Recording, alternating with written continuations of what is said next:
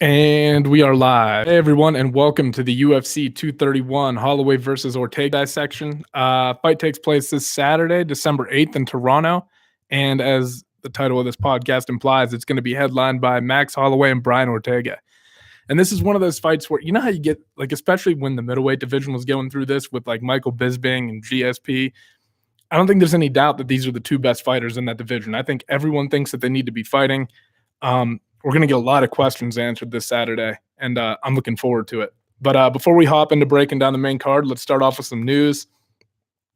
First and foremost, I think this was just announced today, but I think I've read like rumors about it online over the past couple of days. But Dominic Cruz is going to be fighting John Lineker at UFC 233 in Anaheim, and that's the same card. It's going to have that card's actually shaping up to be a fucking great card because it's going to have Henry Cejudo and TJ Dillashaw on it. I heard, I'm not positive if this is true, but I heard they were thinking about doing Woodley and Covington on it. I think Joseph Benavidez just got added to the card. Ben Askren's fighting Robbie Lawler. I mean, James Vick and Paul Felder. Another big fight. Jose Aldo is fighting Cub Swanson. I mean, UFC 233 is going to be fucking stacked. So I'm really looking forward to that one. And this is going to be a big fight, probably a title eliminator fight. The winner of this is probably going to get a shot at the winner. Well, Dillashaw, I think, is he moving down or is Cejudo moving up? Either way, they're going to get a shot at either Demetrius or Jesus Christ, sorry. They're going to get a shot at either TJ Dillashaw or Henry Cejudo, depending on the outcome of that fight. So, got two massively important fights at 135 pounds that night. And I think that's January 26th, if I remember right. I don't have the date in front of me. I should have probably wrote it down for you guys. But all right, what else do we got? Oh, pretty big news. Sage Northcutt is getting released from the UFC. And he's a kid who, I mean, I think as he's gotten older, he's realized that he's going to have to move up in weight. So he's been fighting a lot of his fights at the welterweight weight class. And I mean, he's looked pretty good lately, right? And I think a lot of people are debating right now, like, is Sage gone for good? Is he ever coming back to the UFC? And I think the answer is yes. I think you'll see him back in a few years because right now, the problem for the UFC, if you're Sage, or the problem with Sage Northcutt, if you're the UFC rather, is that you've got this young guy. He's like, what, 20-some years old, maybe 21, 22. Massive potential, right? He's obviously very skilled, but he just hasn't put everything together yet. And he struggles a little bit on the ground, especially if people get on top of him, He did have that one, I forget the guy's name that even fought, but he had that one fight where he escaped that deep armbar, which was, I think, important for him, especially coming off criticism of his fight against Brian Barberena, where he tapped and people didn't think the choke was fully locked in. So he got to, show a little bit of his toughness there. And then he lost to Mickey Gall as well. But those might be the only two losses in the UFC for him and maybe of his entire career. So, I mean, I think he'll be back. And I think, like I was trying to get to earlier, you're going to run into a problem with Sage where he's young and he's not polished enough to fight some of the top guys at 170 pounds. And if you keep matching him up against a lot of these tougher opponents, they're probably going to end up beating him just because of experience. They're going to have an edge over him. And I think Dana White knows that. But if you send him off to an organization like ONE FC, where he ended up going, you've got I'm not saying there's no chance that he's going to lose. Obviously, there's a chance anyone could lose any fight, right? But he's got he's got a path laid out in front of him for success. I mean, I think he's going to be able to beat guys over in that organization a little bit more easily. And I think Dana White knows it. So, you send him over to an organization that doesn't quite have the talent, you let him develop, and then you bring him back when he's kind of proved to everyone that, okay, he's ready for the UFC now. Because if not, you're going to potentially ruin this kid. If you keep letting him fight top-level fighters, or you eventually have to face him up against these top-level fighters and they start beating his ass, it's going to discredit everything. And to Sage, that's not really fair, Because, like I said, he has a ton of potential, but if he goes on a losing streak in the UFC trying to compete with these top-flight guys, people aren't going to be as interested in watching him because he's going to have a reputation for losing to higher-end competition, right? So the ONE FC move, I think, is brilliant. I think you're going to see Sage back. I think that's probably shit that's all been worked out behind the scenes between Dana and Sage, right? Like, I highly doubt they just fucking cut him. They were probably like, you need to go get some experience and come back a little bit later because you're going to start – you're too good for the lower end guys, and you've kind of proven that through some of the guys that we've made you fight, but you're probably not where you need to be yet to start fighting guys in that upper echelon of that division. So expect to see Sage back at some point in the future, unless he starts making fucking bank over in ONE FC. I mean, I'm sure Demetrius Johnson's getting paid over there. You know, if the money's better over there, I don't know, man. It's an interesting spot right now because I think the market for ONE FC over in Japan is massive, right? I mean, Ben Askren just came from there to fight in the UFC, and he's already got a massive fan base, right? I think Joe Rogan's podcast probably helped out with that a lot too. But I mean, I think he had a lot of fans before anyone. I think there are a lot of people who are going to see the fight against Robbie Lawler and maybe have not even heard of him up until Joe started talking about it, had it on his podcast, and you know, started getting some exposure in that way. But used to fight in Bellator. I mean, ONE FC and Bellator are getting some fucking high-level fighters. And speaking of Bellator, they just announced a cross-promotional bantamweight fight between their champion, Jesus Christ, I can't remember his fucking name. I should probably know this if I'm going to talk about it, right?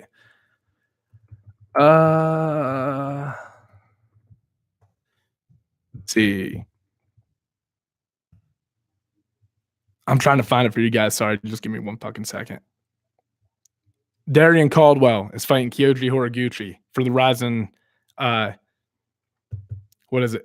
I think it's the bantamweight title is what they're going to be fighting for. And it brings the question up: is this going to be a normal thing in that we start seeing in combat sports now, where these promotions allow their fighters to go fight in other organizations? And I think you might start seeing it from some lower level organizations. Not that Bellator and Ryzen are low level, but they're not the UFC, right? Like, there are people who think that MMA is synonymous with UFC. Like, they think it's the same fucking thing. So I think you might see it from some of the organizations like Bellator, like Ryzen, but I doubt you're going to see the UFC ship their fighters off to go fight in another organization. One, it's a massive risk. Like, let's say you take the best fighter that you have in the world, and I don't think this would happen. I think most of the time, UFC fighters are probably going to smash a lot of guys in other organizations unless you run into an up-and-coming superstar, right? And even then, those guys that are potential superstars just haven't seen the level of talent that most people in the UFC, you know, they get to experience that on a day-to-day, not a day-to-day basis, but frequently when they're fighting, right? Whole different atmosphere, I feel like, stepping up to that. And, you know, these guys from the UFC, if they were to go over, would probably be huge favorites over a lot of these guys in other organizations, obviously. But if you send one of your best guys over there and someone in that organization does manage to defeat them, the fighter from the UFC, that is, I mean, what does that do for the validity of the UFC? It's going to prove to a lot of people, and I think a lot of people already know this, right? Like, Bellator has some legit talent. World Series of Fighting has some legit talent. ONE FC, Ryzen, all have legit talent. But like I said, UFC is a powerhouse, and that's where everyone wants to get to, right? That's when you made it. And if the UFC were to ever lose any validity because one of their best fighters lost to someone in another organization, it's not going to be good for business because people are going to start getting interested in other organizations and being like, oh, what's going on over here? Like, how the fuck did one of the best fighters in the world lose to a fighter in an organization that I've never even heard of, right? So I personally don't think that's going to end up happening, at least not with the UFC. I think among these other organizations that are kind of fighting for contention with the UFC, you're going to see a lot of it from. And maybe that'll put some pressure on the UFC to step into that arena, but I don't see it happening. What else do we got? Greg Hardy is making his UFC debut at UFC on ESPN +1, which I think is the same fight card that Paige Van Zant is going to headline against Rachel Ostovich. I think I got that name right. I think I pronounced her last name right. If not, I apologize. But I don't know what to think about this, man. I mean, Greg Hardy is obviously a talent, right? I mean, he's a professional football player. There's no denying that he's a phenomenal athlete, former professional football player. But I mean, whatever, it is what it is, right? You can't stop him from competing in MMA, but I'm not going to sit here and tell you that I'm rooting for the guy. You know what I mean? I don't know. I don't know him personally. I'm not exactly rooting against him either, but what he did is pretty, you know, especially. And speaking of all the domestic abuse stuff, how about the Chiefs just cutting Kareem Hunt? I know this is off topic, but I mean, that's you have to think too that when you have these athletes that have been putting helmets on and running into each other at top speed since they were probably 8 or 10 years old, and then they're doing that their whole lives.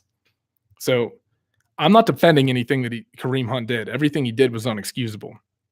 But there is, I mean, mental health has to come into question there, right? Like, what are these? How stable are these guys if they've been banging heads? You know what I mean?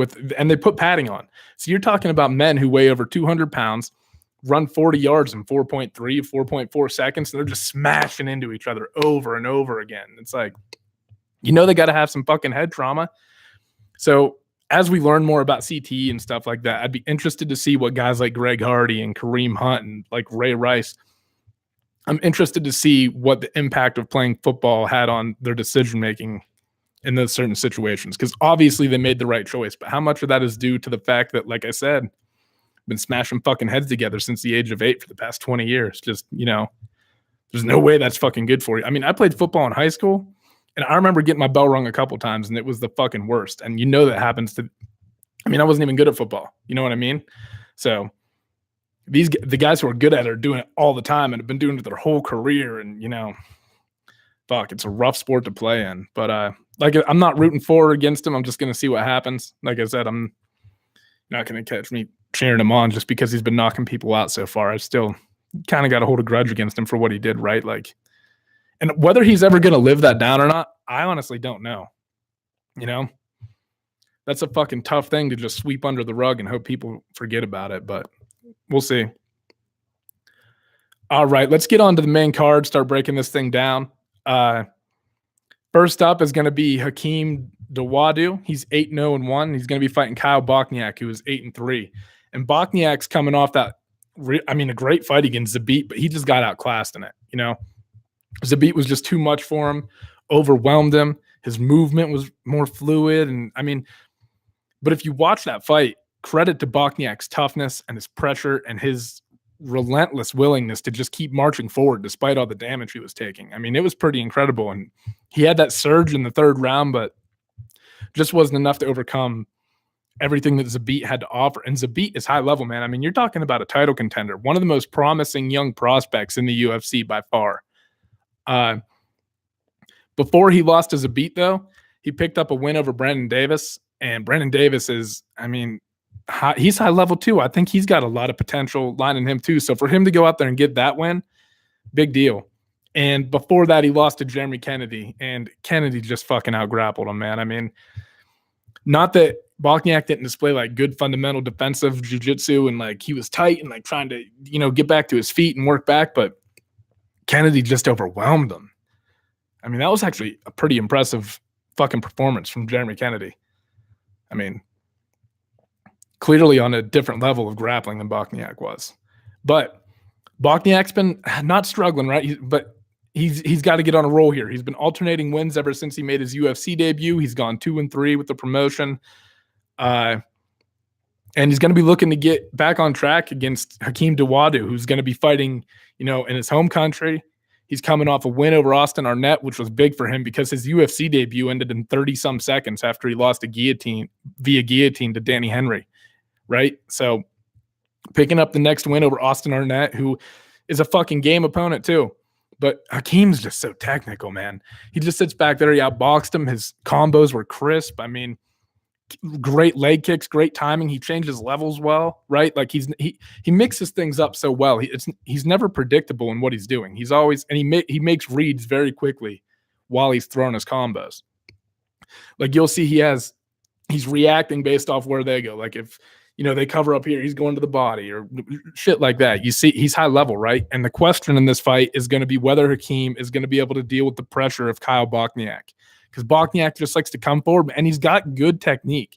It's not like Bochniak's just coming swinging wild. He does a little bit of that. I think he gets a little over-aggressive. But I think that, man, this is a tough fight. All these fights are fucking close. Like, I haven't looked at the lines, but I'm imagining that they're pretty thin on most of these. But fuck. I think I'm going to go with Bochniak on this. Just because I think he needs to win a little bit more. He's he's seen Zabit, right, which is pretty high level. He's seen Brandon Davis, Jeremy Kennedy. I mean, he's seen some like relatively high level. He's seen some high level fucking fighters in the UFC, even if they are prospects, right? Like you can tell that these kids have potential that he's been fighting. And man, I just think his pressure is going to be too much for Hakeem to deal with, especially because Hakeem is primarily a kickboxer. And I just think that that's going to, I mean, the way that Hakeem wins this fight is just by sitting back, letting Bochniak come to him, remaining technical, you know, picking him apart from the outside, moving a lot of head movement, getting in and out of his combos. You know, if he's just letting Bochniak march him down, I think it's going to be a long night because I don't know if he has, you know, I'm looking for Bochniak to try to take him down. And I don't know if Hakeem has the takedown defense to deal with that. He might. I don't know. I mean, we're going to find out, but Bochniak might not try to take him down. He likes to stand and throw, so we could get a fucking interesting fight. It's just all going to, I think, ultimately what this fight is going to boil down to is whether Hakeem is going to be able to deal with the constant pressure of Bochniak. Because if you look at the Zabit fight, perfect example, I mean, he's going to keep coming. So you have to make him pay for that pressure. He's just going to continue to pour it on you until you cave. So very important for Hakeem to be landing shots while moving backward in this fight, and not succumbing to the pressure that Bochniak's putting on him. All right. Next, we've got number 13 ranked Alex Oliveira, and he's going to be fighting number 14 ranked Gunnar Nelson.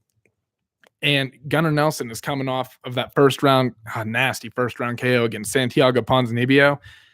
And I mean, knowing what we know now, that loss doesn't look nearly as bad, right? Because Santiago Ponzinibbio is a fucking killer. I mean, in his fight against Neil Magny, he just ate him up.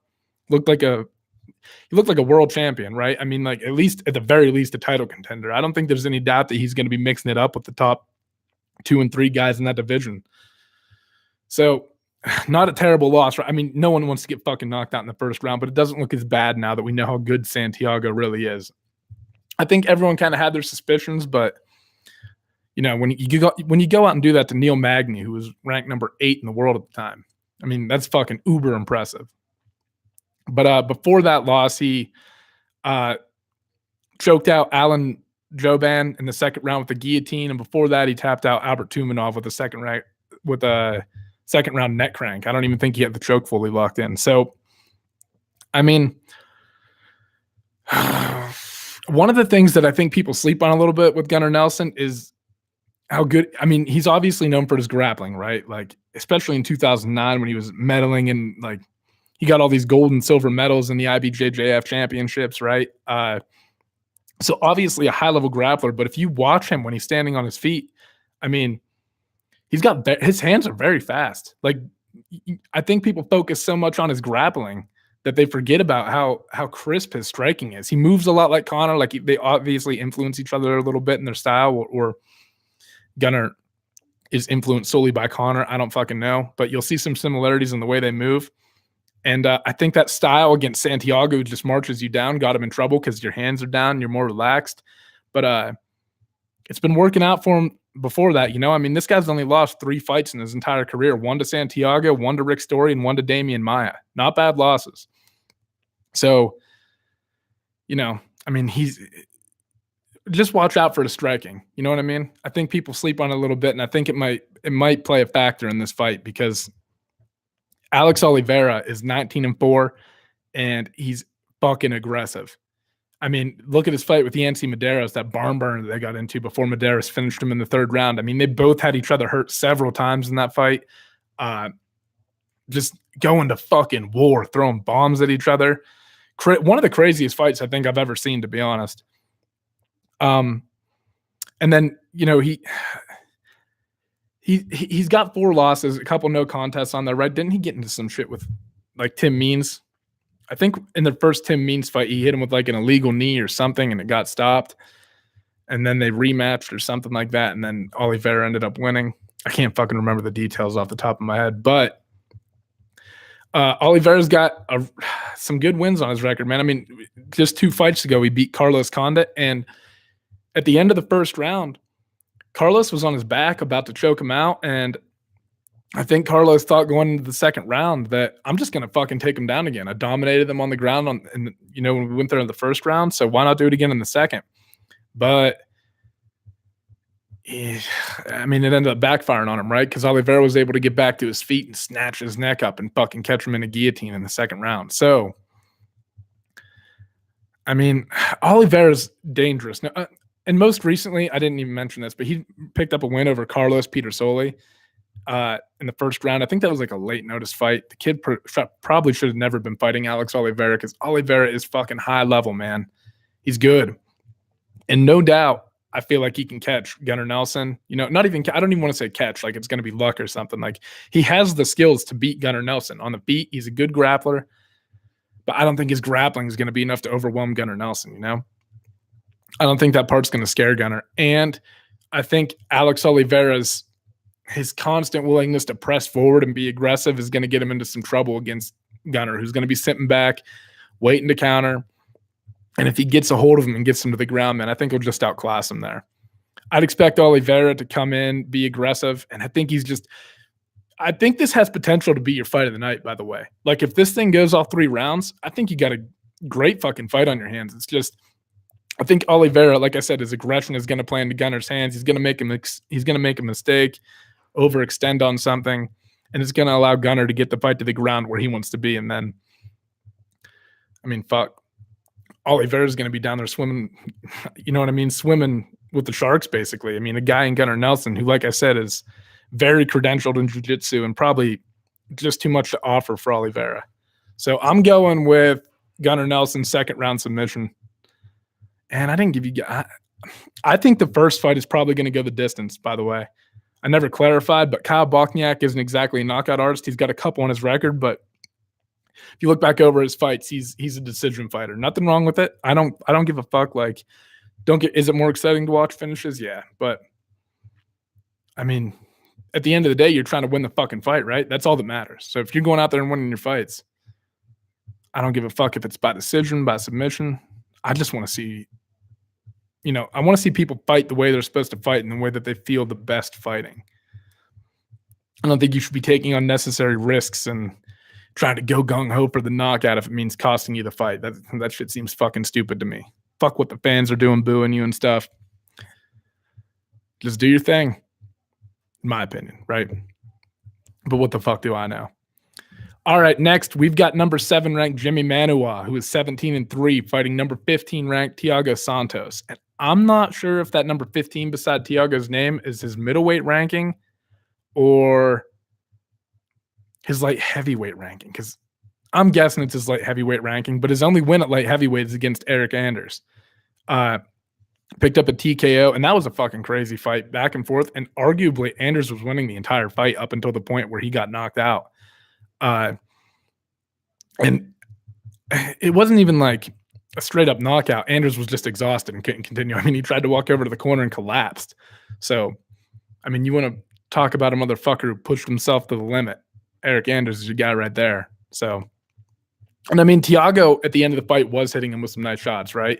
Like, I think those shots, those elbows and punches and shit he were hitting him with up against the cage are probably ultimately what ended up ending the fight for Eric Anders. But, Anders looked good against him for the first 2 rounds. And Anders is probably more of a middleweight. And I think that fight, like I said, took place at light heavyweight. I think Anders might have been late replacement, but I can't remember. Anyway, picked up a TKO in there. Before that, picked up a unanimous decision win over Kevin Holland. And I think that was Kevin Holland's UFC debut, another middleweight bout. And Holland did a lot of shit in that fight that impressed me, man. I mean, avoiding some damage on the ground. He was getting some too. I mean, Thiago dominated the fight. I thought he had control of it the whole time. But what you saw in Kevin Holland was a guy who was, I mean, undoubtedly going to be a problem at 185 pounds if his skills keep developing and he can, stay on top of his shit. I think he has a real chance to make a run at 185. But before Thiago beat Kevin Holland, he lost to David Branch in the first round via KO. Branch just caught him with a fucking beautiful overhand right and dropped him. That was it. Out fucking cold. And, that's what I worry about with Thiago because he's aggressive. He likes to march guys down, and he's a fucking specimen. I mean, like he's a big boy, right? And he likes to march people down. He throws a little wild sometimes and moves a lot. Whereas, like, if you watch fucking Jimmy Manuwa, he's just right here, just walking you down, right? And I mean, whatever fucking works for him. He knocks dudes dead. And I think in this fight particularly, I think Jimmy Manuwa was going to have a little bit of size on Thiago, even though Thiago's a big boy. I don't even know if he should have been fighting at middleweight while he was there. But I mean, Jimmy Manuwa's got real knockout power. You got to be dangerous moving aggressively against him, because anything that you throw, you have an opportunity to get knocked. Like if you miss big on something, like you fucking swing for the fences, there's a pretty good chance that Jimmy Manuwa's left hand's going to come around and fucking crack you and put you on the ground, right? Or anything. He just throws everything with so much fucking conviction and power. But he's been slipping up a little bit lately, right? Having a little bit of a rough patch, right? He just lost to Jan Blachowicz in UFC Fight Night in March of this year. Yeah, I think it was like in March of this year. And, you know, not that he didn't hurt Jan in that fight, but like every time that he did have him hurt, Jan just returned fire and tagged him with it, actually. Like one of the things that people do when they get hurt is they go into a shell, right? And if you do that against Jimmy Manuwa, he's just going to walk up and light you the fuck up because he can, right? He's going to impose his will on you. So it was extremely important for Jan, while backing up, getting his back pressed up against the cage, to land some of those counters and keep that pressure from Manuwa from accumulating. If that starts building up on you, man, you're going to be fucked. You're going to be in a rough way. So, I mean, my fucking computer screen just blacked out on me here, so I have no idea if you guys can still hear me or not. I'm going to continue on like you can and just hope for the best, hope it comes back online. But anyway, the next fight that you sorry, got fucking distracted. I'm going Jimmy Manuwa. I think Thiago's going to walk into something, but this is a coin flip fight. I think someone's going to get knocked the fuck out in it, and I have no idea who's actually going to win. Thiago could come out hyper aggressive, tag him with something, you know, one of those shots could land. I think what you'll see in this fight is whoever is pushing forward is going to end up winning the fight, because both guys like to apply pressure. And I think they both fight their best while moving forward. So whoever gets to impose their will is probably going to pick up the win in this fight, in my opinion. All right, next we have Valentina Shevchenko versus Joanna Jędrzejczyk for the women's flyweight title. And a lot of people like that I talk, even people who follow the UFC, didn't even know that the UFC had a women's flyweight champion in Nika Montano. And they had the fight. There's been a whole bunch of fucking shit going on at 125 pounds trying to get things straightened out, right? Like Valentina was supposed to fight Joanna. Then she was supposed to fight Sijara Eubanks. Then she was supposed to fight Nika Montano for the title. And then she was supposed to, and now she's fighting Joanna again. And I mean, this fight for me is, watch me be fucking wrong on this, but I think this is one of the easier cards on the fight to pick. I mean, I know it was 10 years ago, but these guys have already fought 3 times in either Muay Thai or kickboxing. Excuse me. And Valentina has won all 3 matchups. And she's just bigger. I mean, and in addition to all the skills that Valentina possesses, she's going to have a massive size advantage over Joanna. I mean, I thought Joanna was a good-sized 115-pound fighter. And Valentina has mixed it up with Amanda Nunes twice, who's about to be fighting Cyborg, and what could be a potentially like very competitive fight. And she's also fought Holly Holm, who has fought at 145 pounds and beat her, by the way, in a 5-round decision. So, I mean, I think we got a good idea of what happens when 2 really high-class fighters come together and clash. I think we got a good idea of what the outcome is going to be most of the time when we saw Rory McDonald fight Gegard Mousasi over in Bellator. It was domination on Mousasi's end, and Rory McDonald might be the best welterweight in the world, and look at what Mousasi was able to do to him. I mean, I just don't think Joanna's going to be able to overcome all that. And Joanna, if she is going to, has to be landing precisely. Joanna, I don't think she's going to get tired, but I just don't think she's going to be able to keep up. I think Valentina's going to be able to walk her down, really put it on her, and look for Valentina to take it to the ground. Because, I mean, Joanna's takedown defense has been extremely good, especially if you look at her fight against Jessica Andrade, who was a fucking killer, right? had trouble she couldn't get Joanna down to the ground, and if she did, it was only for like a split second before Joanna ended up getting back up to her feet and dominating the fight again. But against Valentina, I think size, like I said, is just going to make a difference. And Valentina's no fucking joke on the ground. I mean, she submitted Juliana Pena in a fight where she was favored to win, but on the feet, you know? So, I mean, I just don't see how Joanna can overcome it. I can, but I don't think she's going to be able to do it. She's going to have to counter well, and she's going to have to slip a lot of the shots, and she's going to have to defend the takedowns against a girl who can just outpower her, I think. It's going to be very rough. All right, let's move on to the main event. This is going to be for the featherweight title between Max Holloway and Brian Ortega. And I haven't been this excited about a fight in a while. That's a fucking lie. I get excited about almost all the big fights, right? But I'm going to say that probably every time. But Max Holloway hasn't lost a fight since either 2012 or 2013. I had all the shit written down so I could give you actual facts, but now you're just going to get stuff off the top of my head. So take it with a grain of salt and research it. Make sure I'm not fucking lying to you guys about stuff. But Max Holloway has been on an incredible run, and he hasn't lost a fight since he fought Conor McGregor, and I think it was 2013, 5 years ago, right? I mean, and in that time frame, he's beaten Jose Aldo twice, Anthony Pettis. Did he beat Cub? I can't remember if he beat Cub. Anyway, now he's going to be fighting a guy in Brian Ortega who has never lost a fight. So you've got two guys with very impressive win streaks, both on the line, right? And Brian Ortega might be the best jiu-jitsu practitioner off of his back, at least in the entire world and in all of MMA. I mean, as far as pure jiu-jitsu, I don't know. I don't know about all that. But in MMA, and he might be the best off his back. He's pretty fucking phenomenal. So, and again, kind of the same thing as Gunnar Nelson. Like, I think, well, when he knocked out Frankie Edgar, that was such a fucking statement that I think people were like, oh, this kid can fucking fight. Like, he can stand up and box. He can mix things up.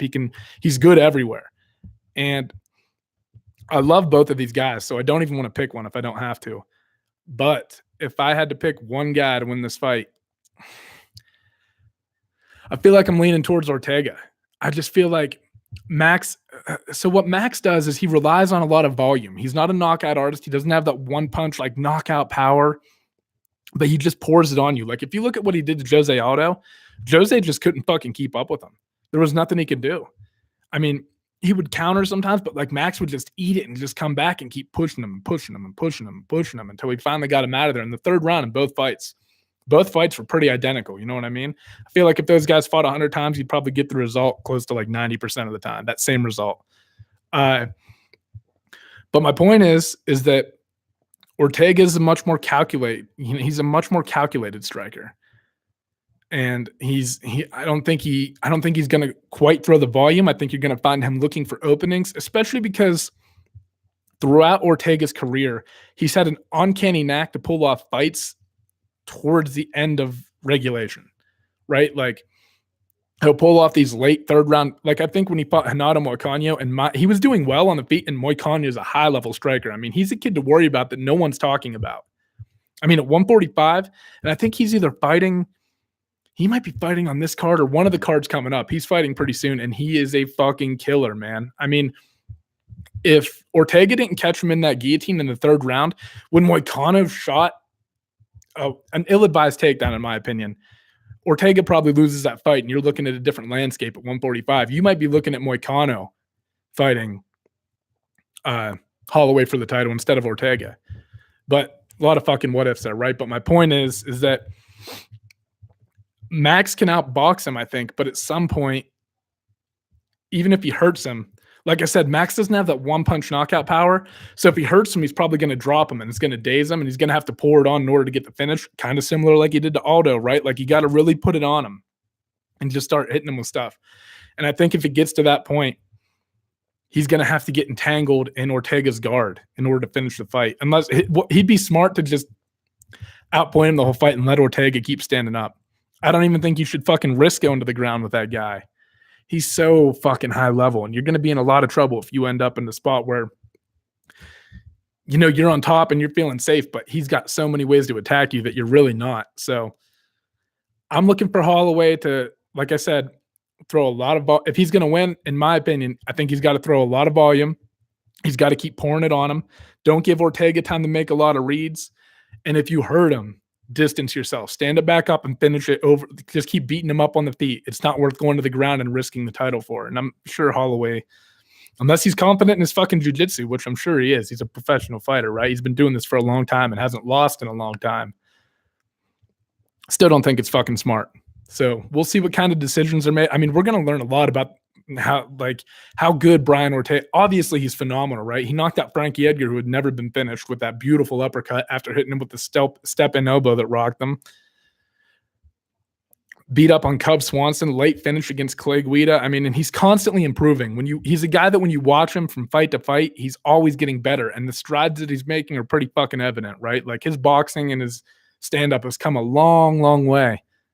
And I don't want to, like I said, this is a close fight. I just feel like Holloway's style kind of plays into Ortega's hands. And I could be wrong. Max could really go out there and pour it on him, but I think at some point, I think you might see Ortega lose a few rounds too. By the way, I think if this fight goes to a decision, odds are that Holloway won. I'm guessing. But I feel like Ortega's going to submit him in like the fourth. You know, I think Max will go out there and really, like I said, he'll be bringing it all and everything. And at some point, Ortega's going to find an opening. Like 25 minutes is a long time to be fighting without sacrificing something, right? And if Ortega can get the fight to the ground, I think it's going to be hard for Max to get away. But close fucking fight. I'm just going with gut feeling on that one, you know. And if Max wins, credit to him, man. He's been on an unbelievable run. So, and like I said, I like both guys. I'm not rooting for either guy in this fight. I'm just letting you guys know what I think is going to happen, right? And what the fuck does that matter? Because, I mean, I don't actually know, right? Like, I love when people, like, I pick these fights based off of just, like, what I see and what I think. And half the time I'm fucking wrong. I just, you know what I mean? I do it partly as education to, like, learn more about the sport because I love it. But I love when you see guys pick a fight and they're like, oh, I told you this guy was going to win. I knew this guy was going to win. Well, did you really? Because A, I doubt you knew they were going to win. And B, you had a 50-50 chance of getting it fucking right.